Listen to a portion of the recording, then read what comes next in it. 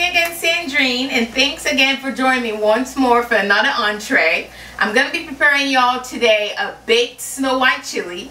It's a white chili just because all the ingredients I'm using today is white. Everything from the beans, the corn, the cream cheese, salt, the white wine, everything is going to be different. Another unique thing about this dish is because I'm adding corn to my chili, and I'm also going to bake my chili, okay? So a couple of things. I already have my onions. So I have a couple onions, a pound of ground turkey, a teaspoon of garlic and ginger paste, a teaspoon of salt. So I have that browning in already. The reason I came up with this name Snow White, because Snow White was one of my favorite Walt Disney cartoons growing up, and I love that movie. So once you finish eating this dish, all you're going to be missing are your 7 little dwarfs, okay? It's going to be that delicious. So I'm going to bring the camera closer so you can kind of see what's going on in my pot, okay? So let's take a look here. Like I said, we have the ground turkey, onions, a half a stick of butter. So that's a pound of ground turkey, a cup of onions, a half a stick of butter already browning.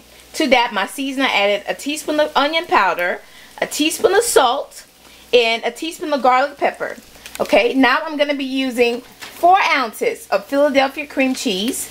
Once I add that in there, okay, let me get that in because I have it nice and soft. Okay, we're going to fold that in. So that's 4 ounces of Philadelphia cream cheese. You hear that sizzle? Everything's coming along real nicely. Alright, let's go ahead and incorporate that. This Snow White baked chili is a, it's a spin on your classic chili. So everything in this ingredient is white. So even if it doesn't look Snow White, everything practically is white in this dish. And it tastes so delicious, yummy goodness. And before we bake it, you guys are going to see the other steps. But before we bake it, I'm going to add a cup of mozzarella cheese. So that's going to help bind it all together before the final cooking process, which is going to be in the oven. So we'll talk more about that later. Let's focus on the task at hand right now. So I hope you're having as much fun as I am having, because I'm having a blast. You see all that cream cheese is nicely incorporated. We're going to go ahead and add a cup of a white wine. Now with the white wine, you want to use something that you would normally drink, okay?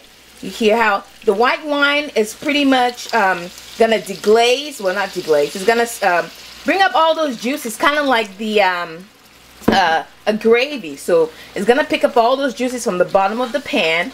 So we're going to let this cook off. We're going to add our can of beans, lima beans, and a can of corn. Okay, we're going to let this simmer for about 10 to 15 minutes until the white wine has evaporated. Alright, remember it's a cup of white wine. And when we come back, I'm actually going to show you what it looks like. Add another half a cup. So that's the second half cup. So 1 cup of white wine is going in. Alright, you guys. So I'll see you guys when we come back. And all the white wine is going to be nicely incorporated and evaporated. The cream cheese is going to be all melted, and we're going to be ready for the next step.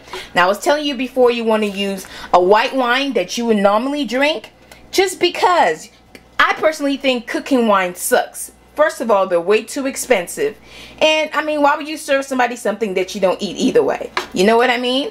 Alright, so I prefer Chardonnay, because Chardonnay is actually going to work really well with this butter beans and the corn that I'm using. I mean, everything is going to taste so spectacular. I can't wait for y'all to see it.